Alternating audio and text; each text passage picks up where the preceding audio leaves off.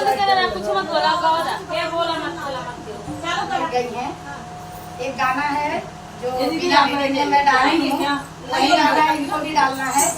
आज वही गाना मैं गा रही हूँ सविता दीदी के वीडियो में। आपको अच्छा लगे तो लाइक कमेंट करके हमको